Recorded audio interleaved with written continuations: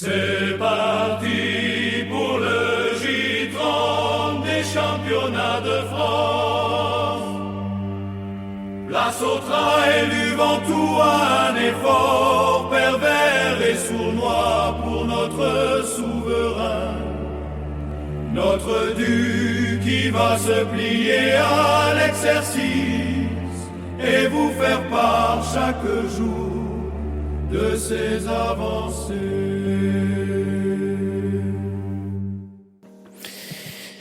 Et bonjour.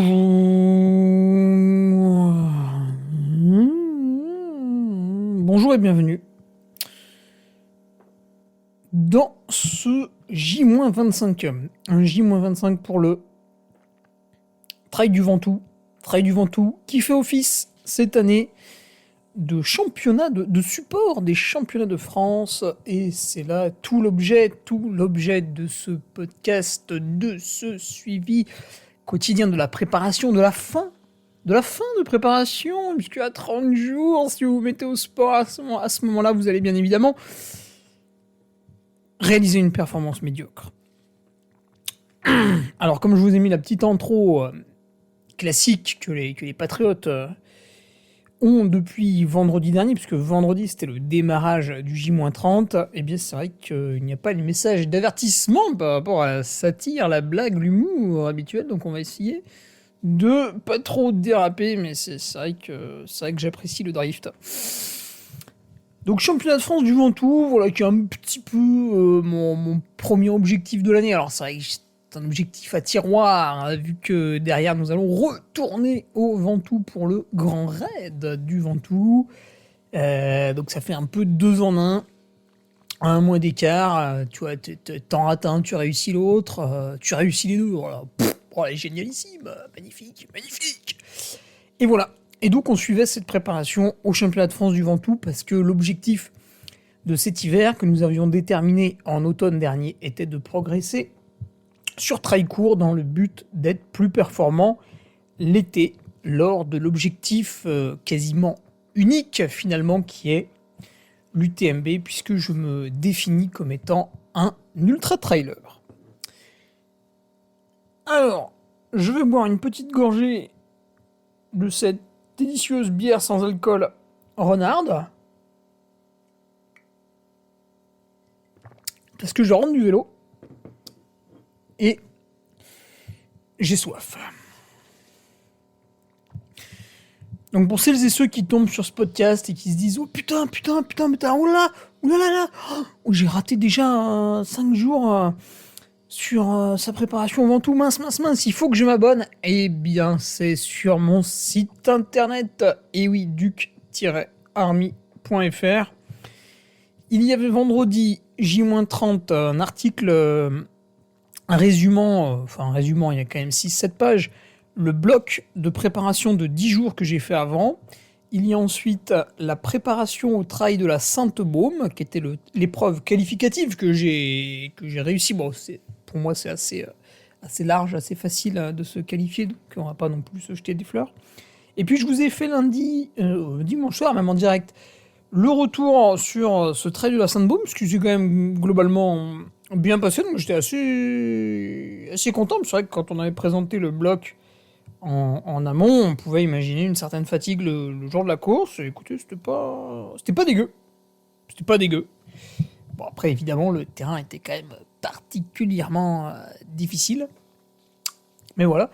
Et hier, mardi 3 mars, pour le J-26, je vous ai balancé une bombe grâce à Maxime Rioland de l'entreprise 6 Sports, avec laquelle je vais animer, partager une conférence. Enfin, moi, je serai là plus pour témoigner en tant qu'athlète sur la préparation physique générale et son intégration de manière numérique. Donc, il y aura aussi un Olio qui sera là lors de l'événement Data Player à Chamonix, samedi 14 mars. Il reste quelques places pour justement les petites conférences de l'après-midi de 14h à 19h. Et puis après, de 19h à 22h, on se met une grosse biture, puisqu'il y a un apéro. Et donc Maxime, data scientist de métier, m'a proposé hier, a proposé à toute la Duc Army un magnifique document analysant la course, puisque sur la course j'avais le cardio-fréquence-mètre et le capteur de puissance Stride, mais qui capte aussi votre cadence de pas, les sauts que vous faites en l'air. Donc là, par exemple, on peut tout de suite comprendre quand est-ce que vous marchez, quand est-ce que vous courez, le temps de contact au sol. Je sais pas trop quoi en foutre, mais voilà, il le mesure. Et Maxime nous a fait un très très beau document hier, et je me suis prêté au jeu en lisant le document et en mettant en parallèle en fait mes impressions. Voilà. Donc ça, c'est ce que vous avez depuis le début du J-30. C'est d'une très très grande qualité. En fait, je le dis parce que si je le dis pas, personne le dit. Là, je vous enregistre un podcast, vous l'écoutez peut-être depuis 3 ans. Vous n'avez pas mis de notes 5 étoiles sur les applications de podcast. Vous ne partagez pas le podcast en story pour faire travailler le bouche à oreille. Donc finalement, bah, qu'est-ce qui se passe ? Ouais, tout le monde s'en tape, quoi. Voilà. Et après, à côté de ça, vous venez me faire perdre mon temps sur Instagram en m'envoyant des messages. T'as vu tel influenceur, il a eu un dosage à l'UTMB. Oh là là, c'est pas juste, il est méchant. Moi, j'en ai pas eu. Mais ferme-la, putain, mais ferme-la. Mais arrête de te lamenter sur ton sort. Arrête de dire lui il a fait ci, lui il a fait ça. Putain, mais grandis, prends en main ta vie et réalise des trucs. Pourquoi je les vois pas, les influenceurs sur Instagram ? Mais parce que je suis occupé toute la journée, en fait. Travail, sport, passion, famille, bah oui. Et toi, t'es là, tu te fais du mal, en fait. Il y a un truc que t'aimes pas, et du coup, tu le regardes tout le temps. C'est pour être vraiment sûr que tu l'aimes pas. Faut être complètement con. Mais bon, après, t'as toujours des mecs qui vont chercher des excuses. Ouais, mais c'est l'algorithme qui me l'a proposé. Mais il te l'a proposé parce que tu fous rien le soir et tu cliques sur l'onglet recherche d'Instagram. Je fais jamais ça, putain. Il te l'a proposé parce que tu scrolles sur Instagram. Pourquoi tu scrolles sur Instagram au lieu d'envoyer des colis ? Pourquoi tu scrolles sur Instagram au lieu de t'étirer ? Pourquoi tu scrolles sur Instagram au lieu de t'automasser avec un putain de bâton d'automassage que je recommande depuis 2015 grâce à la lecture du livre de Christophe Cario, Savoir s'étirer. Tu l'as pas lu ce livre ? Pourquoi tu regardes Instagram au lieu de lire ce livre ? Putain, mais pourquoi tu restes con ? Pourquoi tu restes con ? C'est un désir, t'as envie comme ça de rester bête toute ta vie, tu veux pas t'émanciper, t'es là, méchant algorithme, il m'a proposé des influenceurs, gneu. Mais t'as fini de chialer, ouais, tu vas grandir, tu vas devenir adulte. Putain, il y en a, ils ont des enfants, mais c'est gravissime. Forcément, après, ils en font des gogoles. Qu'est-ce que j'ai entendu l'autre fois ? On va critiquer un peu les enfants, c'est vrai qu'on l'a pas assez fait. Parce que les enfants aujourd'hui sont tous handicapés, quasiment. Vous avez un tout petit pourcentage d'enfants qui tiennent encore la route. Mais chez les garçons, c'est 5 minutes au test de Luc Léger. C'est nullissime en fait. Qu'est-ce que c'est que ça ? C'est plus des enfants, c'est des marshmallows, c'est des je sais même plus comment on dit. Chamallows. De la guimauve. Ouais. Mettez-lui sa veste, pas qu'il ait froid quand il pleut, ouais, c'est bien ça. Bref, allez, ce week-end, je serai speaker au trail de la Cité de Pierre, dont la date a été avancée. D'habitude, c'est fin mars, et là, c'est début mars, parce que... Pourquoi il l'a avancé ? Parce qu'il y a les championnats de France qui étaient début mars, et qui se sont mis fin mars, et puis... Week-end du 14-15 mars, il y a le premier tour des élections pour les maires, pour les municipales. Et le 21-22 mars, il y a le deuxième tour pour les maires. Bon, bah, c'est vrai que dans notre village, nous, c'est plutôt tranquille, même si cette année, il y a une deuxième liste. Bon, voilà, ça va pas chercher loin. Mais pour les grandes villes, ça a son importance, puisque vous allez pouvoir élire des gens qui vont ensuite dilapider l'argent public. Donc forcément, ils sont très très excités dans les grandes villes à l'idée de devenir maire. C'est pour ça qu'ils y passent tout leur temps pour que vous puissiez les élire. Et ensuite, ils pourront faire des trucs complètement fous comme utiliser des enveloppes pour payer le coiffeur alors que n'importe quel chef d'entreprise n'a pas le droit d'utiliser l'argent de la société pour se rendre chez le coiffeur ni acheter des vêtements. Pourtant, il a besoin d'être représenté correctement au même titre qu'un maire ou qu'un élu, mais pour l'élu, on a le droit. Pour le chef d'entreprise, ça s'appelle un abus de bien social et c'est de la fraude. Voilà.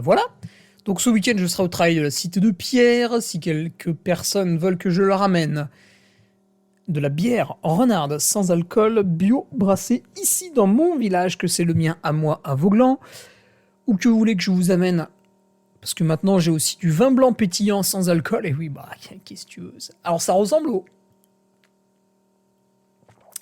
Prosecco, pour celles et ceux qui aiment le vin italien. C'est très bon. Si vous voulez que je vous amène des vêtements Duc Army, et oui, puisque les shorts sont là, les bonnets sont là, les bandeaux sont là, les débardeurs sont là, tout est là. Tout est là, j'ai tout reçu, c'est génial. Les designs sont exactement comme on les avait fait sur l'ordinateur, ça rend super bien, les shorts sont topissimes. 49 € un short fabriqué en France avec un design personnalisé. Où sont mes concurrents ? Je vous le demande. Où sont mes concurrents ? En fait, j'évolue dans un monde où je suis tout seul. Il n'y a pas... Après, t'as Kylian Jornet, tu vois, il crée une marque, il fait imprimer des textiles en Tunisie parce que ils peuvent utiliser des encres qui sont interdites en Europe. Tu vois, ouais, comme ça fait un peu plus quali. Bon, après, le travailleur tunisien, il prend un petit cancer. Ça, c'est bonus. Il passe pas par la case prison, c'est magnifique. Et puis après, t'as des gens qui fabriquent des shorts en France pour la somme de 49 €. Et encore, ça, c'est le prix final utilisateur, puisque vous vous doutez bien qu'il a coûté moins cher à produire, puisqu'il est interdit de vendre à perte. Du côté des compléments alimentaires, que je vends également sur mon site, puisque je suis expert en tout, je vous le rappelle, je viens d'ajouter le curcuma. Alors moi, je l'utilise de temps en temps, dans l'année. Pas forcément par cycle, en fait, vraiment par alternance on-off. D'ailleurs, j'ai une question très intéressante sur les compléments alimentaires, on y reviendra la semaine prochaine, je pense.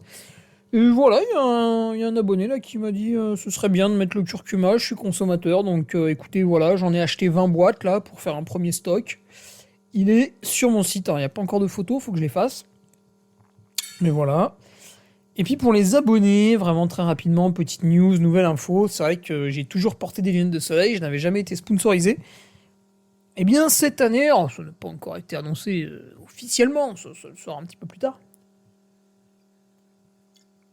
Mais cette année, je suis sponsorisé par la marque AZR, aux côtés notamment du GOAT Michel Lannes. Je pense qu'il va y avoir moyen de déconner un peu dans l'année. Et à ce titre, les lunettes AZR, eh bien pour mes abonnés, donc sur mon site internet, vous aviez déjà des codes promo pour Altra, pour la chaussette de France, pour des pièces d'occasion de votre véhicule, je déconne pas, pour qu'est-ce qu'il y avait d'autre, le panier à café, les compléments Nutriting sur mon site bien entendu, mais là il faut me demander, pour qu'est-ce qu'il y avait d'autre encore, pour les lampes Gollum, pour Sunto, vous avez 10% sur Sunto sur mon site, et bien là vous aurez 10% sur les lunettes AZR. Alors ce sont des lunettes qui sont assez peu chères, hein, vous verrez, il y a vraiment des paires très très abordables, hein, vers les 50 €. Après, bon, il y en a qui montent à 150, bien sûr, mais il y a de tout. Voilà, donc une marque plutôt sympathique. Sachez que cette marque est basée dans la Drôme. Ça, c'est très intéressant. Et le commercial, je ne dévoilerai pas son adresse, mais habite vraiment, je dis bien vraiment, pas très loin de chez moi. Et puis pour celles et ceux qui sont abonnés à mon site internet, pensez-y, hein, le flux RSS privé, si vous ne comprenez pas comment ça fonctionne, je vous l'explique, ou alors vous pouvez directement poser la question à Google ou à n'importe quelle intelligence artificielle, et vous aurez un petit protocole pour comprendre comment ça marche. Je vous jure que même moi, qui suis une brêle en informatique, j'ai réussi à le faire pour d'autres podcasts.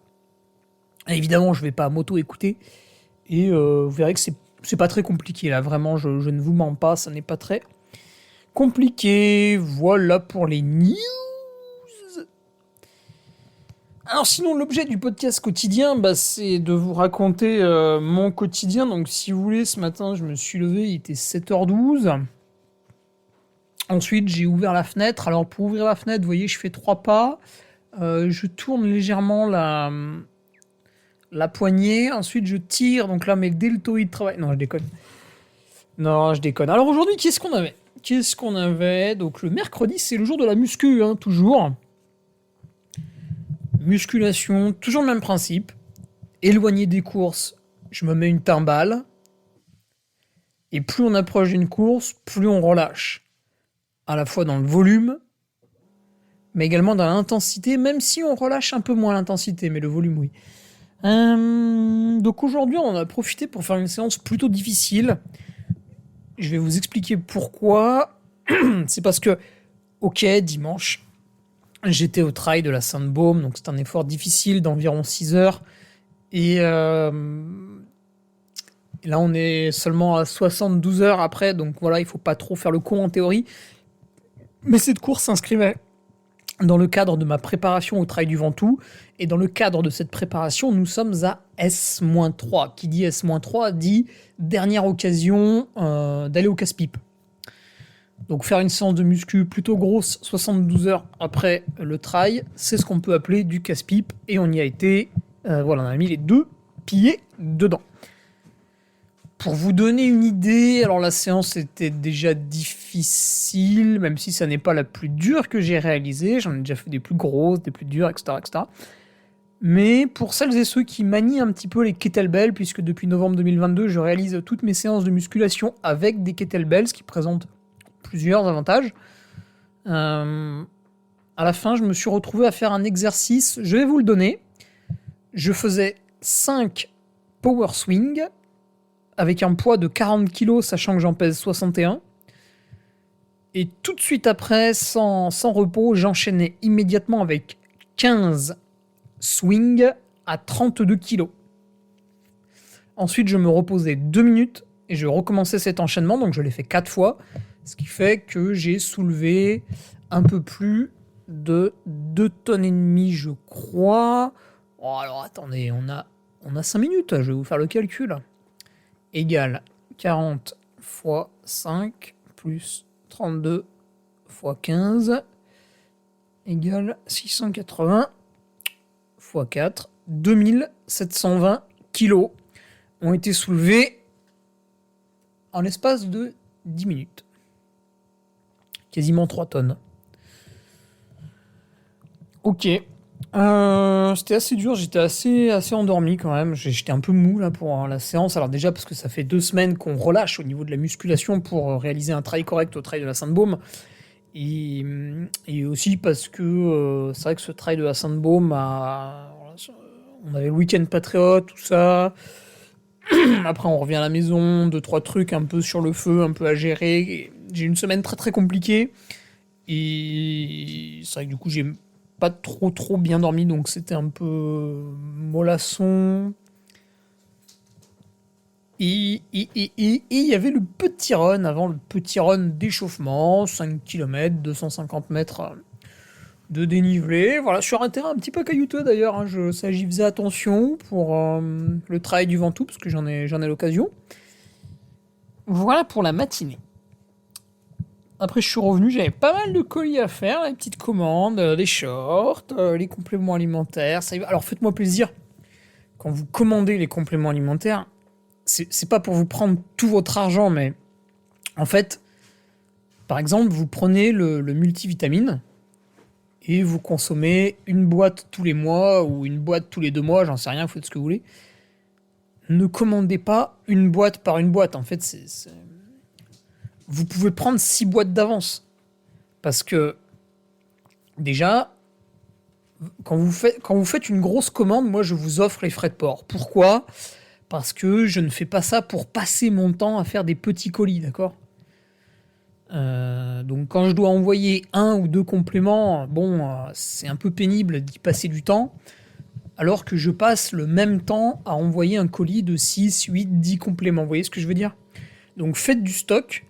Faites un gros stock, déjà parce que au-delà de 100 €, j'enlève les frais de port, je considère que vous avez fait un effort, donc je fais un effort également. Et moi, ça me fait gagner du temps, en fait. Il n'est pas question d'argent, il est question uniquement de temps. Et il y a une dimension un petit peu écologique aussi, c'est que si vous commandez une boîte par une boîte, eh bien, vous allez multiplier les colis, alors que si vous faites un seul gros colis d'un coup, eh bien, vous diminuez le nombre de colis. Même si vous l'avez vu, pour certains, moi, je réutilise jusqu'à la corde les colis. Bref, ceci étant dit, cet après-midi, nous avions une séance de vélo proposée par le coach. Alors, il avait mis une équivalence home trainer, mais c'est vrai qu'on a une météo qui est complètement indécente. En ce moment, à Chambéry, il fait extrêmement chaud.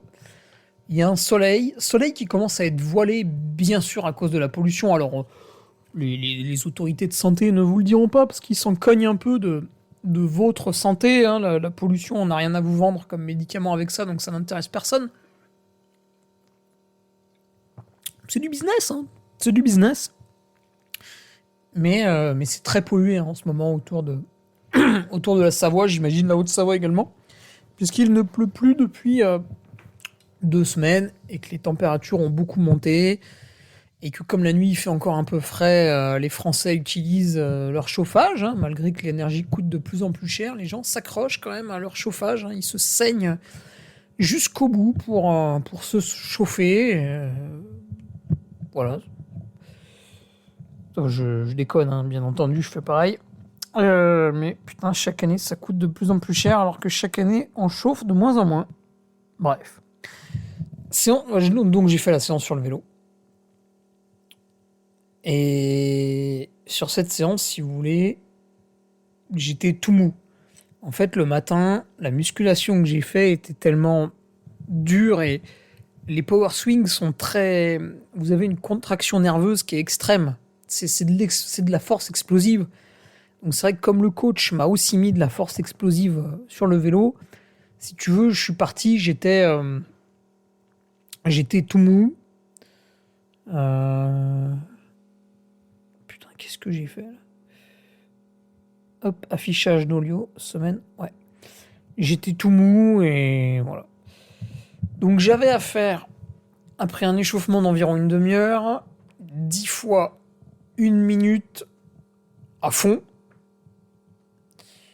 sur un gros braquet. Un gros braquet qui fait que quand on est à fond, on est entre 50 et 60 RPM, rotation par minute. Donc ça, c'est typiquement de la force. Et donc cette force, on l'a couplée avec un effort cardiaque, puisqu'on me demandait d'aller vite. Souvent, quand vous faites de la force, de l'endurance de force, vous êtes à 50-60 RPM, mais cardiaquement, ça va, vous pouvez discuter, vous pouvez... Et là, je devais, entre guillemets, être à fond. Alors, sur le vélo, je me prends pas trop la tête, j'ai pas d'outils de mesure particuliers, donc j'ai fait ça un peu comme ça. Et à la fin, j'étais bien fatigué, donc j'ai considéré que l'effort était plutôt bien réalisé. Et après cette minute à fond en force, eh bien j'avais 2 minutes de récup. Et quand vous répétez ça 10 fois, ça fait un bloc d'une demi-heure qui m'a permis d'arriver en haut d'un col. Et puis après, je suis redescendu, je suis rentré, j'avais très faim. Comme hier en vélo, ça m'a déclenché une très grosse sensation de faim. Donc j'ai fait un petit goûter, même s'il était 18h.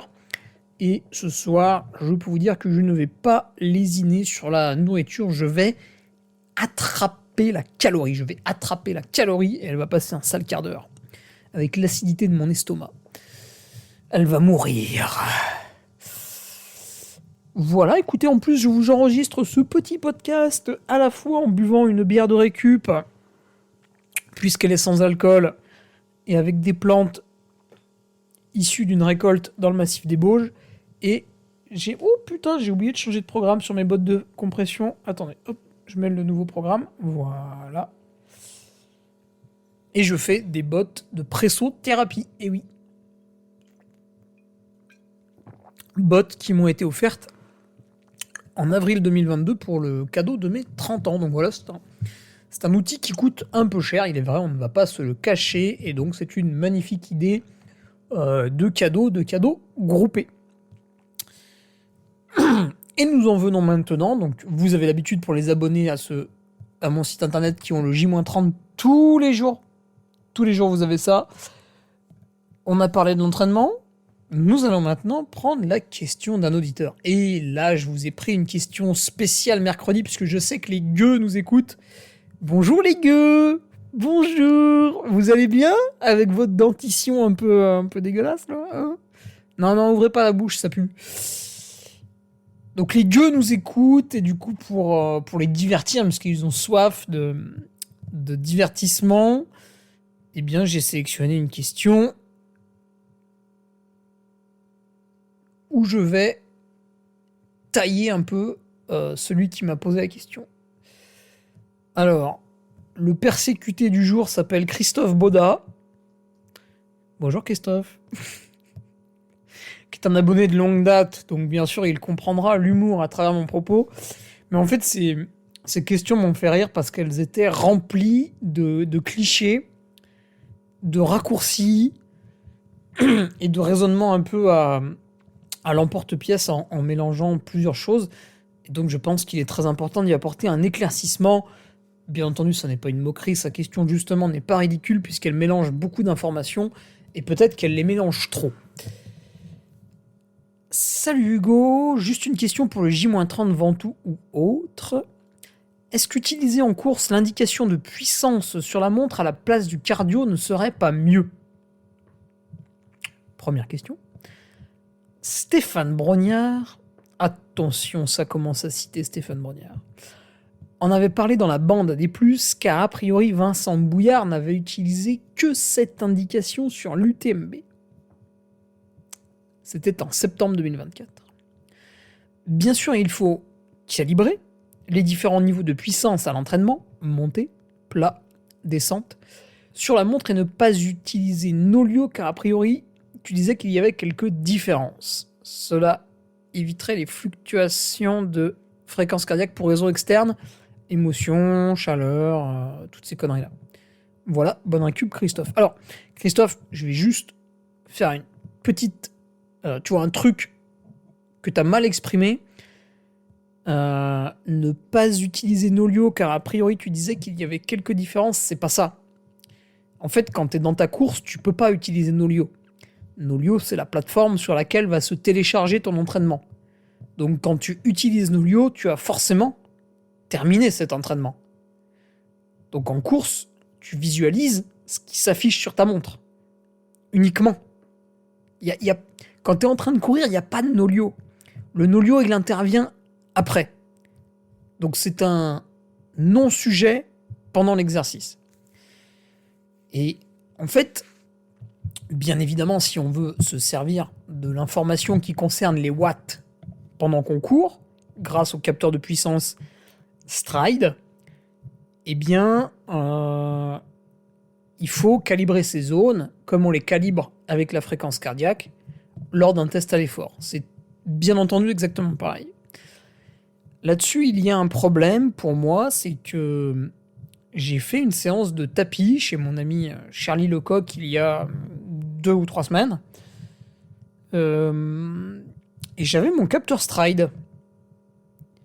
Quand le tapis était à plat, le capteur fonctionnait parfaitement. Je retrouvais les mêmes valeurs que quand j'allais courir dehors, pour des allures un peu similaires. Par contre, quand le tapis était incliné de 15%, eh bien mon capteur ne fonctionnait pas. Il m'affichait des valeurs extrêmement basses. C'est une grande incompréhension de ma part, puisque lorsque je vais courir dehors et que je cours dans des montées, mon capteur m'affiche des valeurs qui sont, à mon sens, assez justes et qui n'avaient rien à voir avec les valeurs affichées sur le tapis à 15%. Elles sont largement plus élevées. Et elles correspondent, tu vois, quand je m'emploie un peu dans une bosse, que j'essaye de faire un peu de seuil au niveau cardiaque sur le cardio-fréquence-mètre, eh bien, je vais courir entre 300 et 330 watts sur l'affichage de ma montre. Donc, j'affiche la FC, je suis bien au SV2, j'appuie sur un bouton qui me fait passer au menu qui affiche la puissance, et pour un SV2, je suis entre 300 et 330 watts. D'accord ? Eh bien, sur le tapis, j'étais à 220 watts, alors que j'étais au SV2. Donc sur le tapis, il y avait un problème. C'est pour ça que jeudi prochain, quand je vais aller chez Rémi Rivet pour réaliser mon test à l'effort en côte, je vais amener mon Stride et on verra si ça fonctionne. Parce que lui a un autre tapis qui est un peu différent, qui coûte 13 000 € déjà. Alors j'ai appris via Thomas Cardin qu'il y a des tapis qui coûtaient 200 000 €. Quel est ce... Comment ça se fait? Bref, puisque Thomas a fait des trucs un peu bizarres là dernièrement sur tapis, on aurait dit qu'il voulait faire Gollum dans le Seigneur des Anneaux. Alors je dis ça parce qu'il avait les mêmes capteurs sur les chaussures que se servent l'industrie du cinéma. Alors, qu'est-ce que je peux te dire d'autre, Christophe? Oui, je voulais te faire une autre remarque. Quand tu dis « cela éviterait les fluctuations de FC pour raisons externes », émotions, stress, froid, chaud, etc., etc. Je suis d'accord avec toi et j'ai toujours été partisan de ça. C'est pour ça que quand je faisais du vélo à haut niveau, j'utilisais aussi un capteur de puissance, puisque dès l'instant où vous appuyez sur la pédale, vous voyez automatiquement la puissance qui est liée. Alors que votre cardio, des fois, il met 20 secondes à monter, 1 minute, 5 minutes, etc., suivant que vous êtes fatigué ou pas. Donc faire un exercice de 30-30 au cardio, c'est totalement impossible. Par contre, faire un exercice de 30-30 en contrôlant un peu la puissance, là c'est faisable. Donc c'est vrai que pour ça, il y a un intérêt. Maintenant, Christophe, c'est moi qui te pose une question. Quand ta fréquence cardiaque varie pour des raisons externes, est-ce qu'il ne faudrait pas quand même la prendre en compte? Puisque sinon... Est-ce que tu penses que tu vas passer 10 minutes à FC max? Non. Donc finalement, s'il y a des raisons externes à la pure allure de ton effort physique qui font que ta fréquence cardiaque est élevée, je pense qu'il faut quand même le prendre en compte, puisque une fréquence cardiaque élevée correspond à un débit sanguin plus élevé, une oxydation... Enfin, le rapport oxygène, je sais plus quoi, là, qui est plus défavorable, la création de déchets métaboliques, etc., etc. Donc, oui, il faut pas être focus à la pulse près, mais attention au danger. S'il fait chaud et que tu as une fréquence cardiaque élevée, tu ne pourras pas faire le même effort que d'habitude. Hein. Tu auras beau forcer autant que tu veux, il va falloir adapter. Voilà. Alors... Revenons maintenant au début de ta question. Donc là, je sais, il faut que vous soyez concentrés. C'est dur, hein. Il faut vraiment écouter ce podcast. Je sais, c'est un peu chiant par rapport au contenu de merde que vous avez l'habitude de consommer le reste du temps. Là, je vous propose quelque chose d'un petit peu intelligent, d'un petit peu réfléchi. Et c'est vrai que pour les plus bêtes d'entre vous, ça doit être un exercice vraiment, vraiment très pénible. Et vous avez d'ailleurs peut-être déjà abandonné. Vous avez d'ailleurs peut-être déjà arrêté d'écouter ce podcast. Et c'est normal, l'écart de niveau est trop grand entre nous. Et vous n'avez pas l'envie et la patience de progresser. Est-ce qu'utiliser en course l'indication de puissance sur la montre à la place du cardio ne serait pas mieux? Alors, toi Christophe, tu me poses cette question le 2 mars 2026 à 15h30. On est au commissariat. Ce qui veut dire que tu me poses la question après le trail de la Sainte-Baume. Alors qu'au trail de la Sainte-Baume, je me suis servi de la puissance. Et dans ta question, tu dis aussi, est-ce qu'utiliser en course l'indication de puissance sur la montre à la place du cardio ne serait pas mieux? Là, tu as un problème typiquement français, c'est que tu veux absolument ranger l'objet dans une case. C'est normal, à la maternelle, on vous a montré des carrés, et il fallait mettre les carrés dans des trous carrés. Et du coup, toute votre vie, vous allez vouloir prendre des objets et les ranger dans des cases. Donc là, toi, tu veux avoir une montre et afficher le cardio. Ah, merde, c'est pas bien. Ah bah, j'ai une montre et j'affiche la puissance. D'accord, mais moi, je te pose une question. Pourquoi ne pas afficher les deux? Ah. Pas bête, hein? Alors, sur la montre Suunto, tu peux pas faire ça. Donc, tu peux bien entendu afficher ta fréquence cardiaque, mais tu peux pas afficher la puissance en même temps. Il faut l'afficher sur l'écran d'après. Donc, tu es obligé d'appuyer sur un bouton pour changer d'écran. Ce n'est pas très grave, hein, ça se fait vraiment très facilement, puisqu'en fait, le capteur Stride bénéficie d'une micro-application dans le processeur de la montre Suunto, et du coup, il a automatiquement un écran dédié. Voilà. Qu'est-ce que je voulais dire par là? Tu vois, pendant la course, alors, cette course-là était très spécifique, hein, le trail de la Sainte-Baume, puisque le parcours est très technique. C'est beaucoup de cailloux, et c'est pas des petits cailloux, c'est des gros rochers, donc il faut vraiment faire attention à pas taper le pied dedans pour basculer vers l'avant, etc. Pas se faire mal. Et du coup, je pouvais pas trop regarder ma montre. Alors c'était compliqué parce que je voulais aussi regarder la trace, comme le parcours, c'est des petits chemins, donc c'est très fuyant, il fallait être extrêmement vigilant. Donc je voulais regarder la trace, et puis dans les montées, quand c'était un peu plus cool, c'est vrai que je regardais le cardio, je regardais la puissance, etc. Et en fait, j'ai beaucoup jonglé entre puissance et cardio, parce que le cardio, assez rapidement, au bout de 2 heures, j'ai trouvé qu'il était relativement bas, ce qui était cohérent avec le fait que je me suis beaucoup entraîné pendant 10 jours avant. Et donc je disais, ah merde, c'est un peu bas, hop, je regardais la puissance, hop, ça me rassurait parce qu'elle était relativement élevée, etc., etc. Donc en fait, je jonglais un peu avec les deux indications. Si tu veux, au début de la course, pendant 1 heure, je pense que je n'ai regardé que le cardio, et bien évidemment la trace GPX. Et passé la première heure, et bien j'ai ensuite passé de plus en plus de temps à regarder les watts, et bien entendu la carte GPX. Mais après, tu vois, il y a eu cette première heure où j'ai contrôlé le cardio pour pas aller tout de suite faire péter des seuils, etc. On va dire ensuite, pendant 2 heures, j'ai voulu me rassurer dans les bosses en regardant un peu la puissance, parce qu'on était en train de courir avec un certain Gilles de Gap, là, qui est très fort, enfin en tout cas que j'ai battu de justesse, hein, à la fin, on a fait toute la course ensemble, et Jonathan Moncani, qui était un petit peu en reprise et qui du coup a abdiqué aussi sur la fin.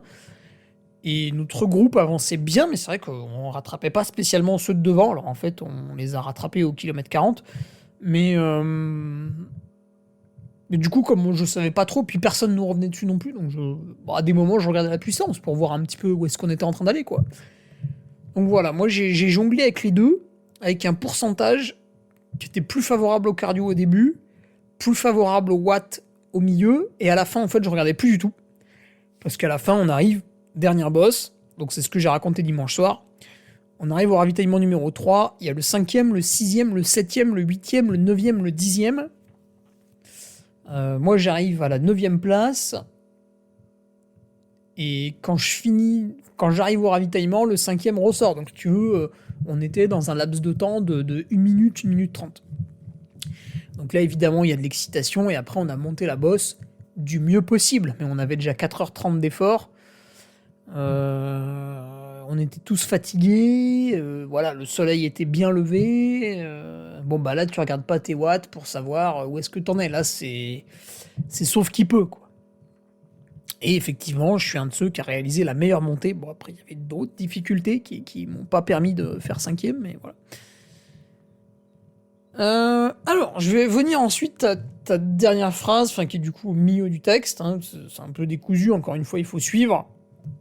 Mais ça n'est pas très dur. Si vous avez des problèmes pour suivre ce que je raconte, c'est que vous avez des problèmes d'attention. Et dans ce cas-là, il faut que vous achetiez le livre où vous vole votre attention. C'est un livre bleu, très très bien écrit. Vous allez le lire pour vous rendre compte à quel point votre cerveau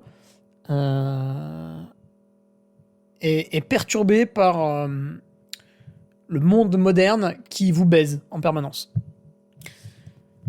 Alors, tu disais, Stéphane Brognard en avait parlé dans la bande AD+, car a priori Vincent Bouillard n'avait utilisé que cette indication sur l'UTMB. Et là, il y a énormément de raccourcis. Déjà, tu me cites Stéphane Brognard comme si tu me citais Dieu le Père. Pourquoi Stéphane Brognard ne pourrait pas se tromper, je te le demande. Puisque finalement, Stéphane Brognard n'a fait que colporter l'information qui venait aussi de Vincent Bouillard, donc on a une sorte de phénomène de téléphone arabe, où finalement rien n'est vérifié. Puisque Vincent Bouillard a dit dans un podcast qu'il avait visualisé uniquement ses watts pendant l'UTMB, parce que je sais plus ce qu'il avait dit. Ouais, je sais que je peux maintenir 220 watts dans chaque montée pendant 20 heures. Enfin, il avait dû dire un truc comme ça. Et il avait dit, du coup, sur ma montre, je regarde que les watts. Mais en fait, quand il dit ça, peut-être que lui-même effectue un raccourci, donc première étape du téléphone arabe, c'est-à-dire que Vincent Bouillard ne décrit pas totalement la situation qu'il a vécue. L'information est reprise dans le podcast, elle est moulinée, malaxée, deuxième étape du téléphone arabe, puisque le gars qui réalisait l'interview reprend aussi cette information. Et troisième étape du téléphone arabe, Stéphane Brognard vient lui aussi prendre une citation, tac, il prend un petit morceau de l'interview, il la transpose pour son plaisir personnel dans un autre podcast.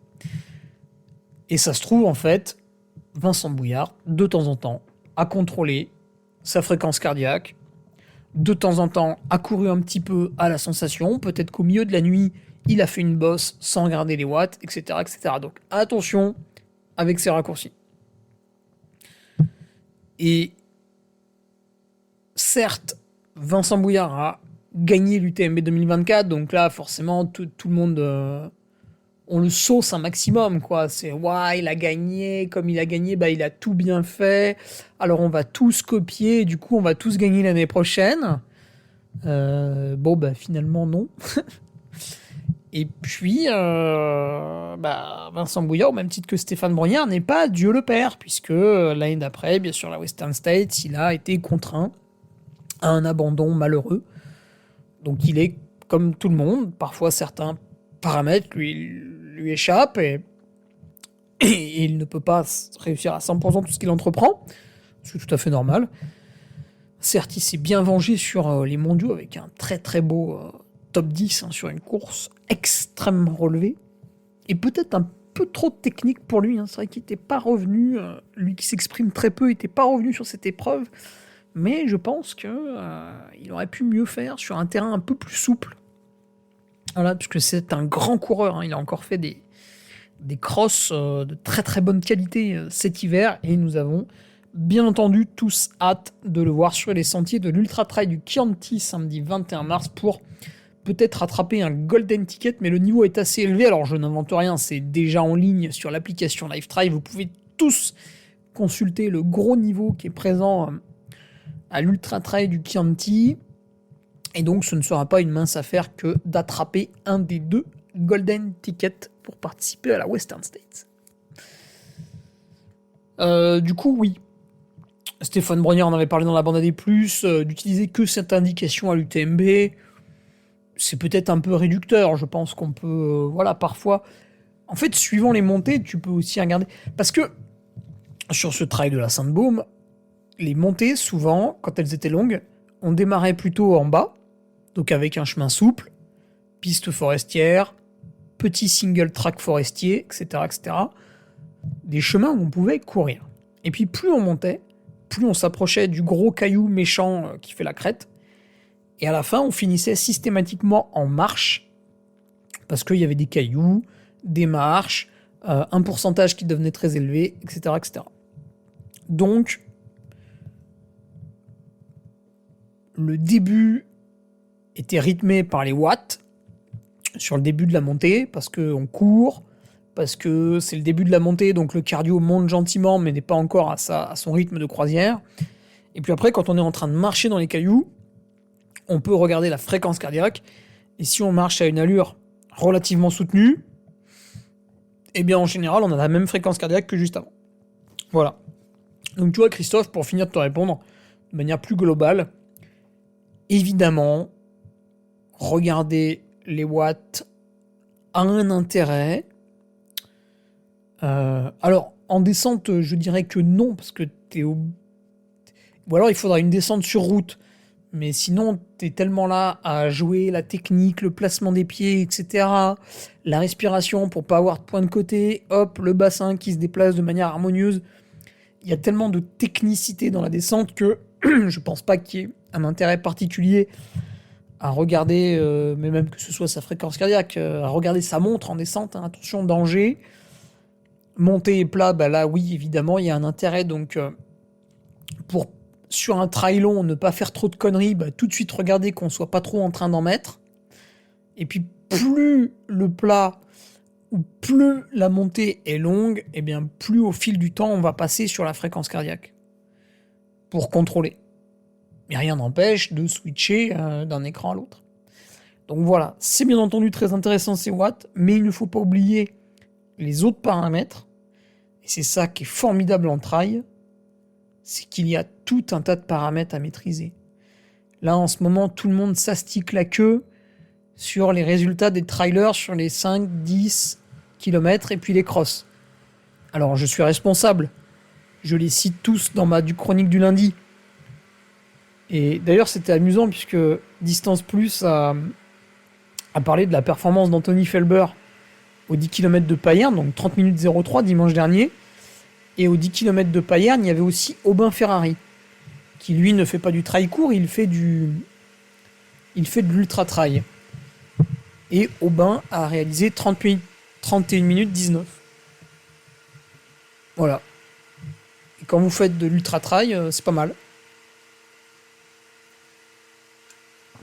Eh bien écoutez, c'est tout pour ce J-25. Alors forcément, il était un peu plus long puisqu'on est mercredi.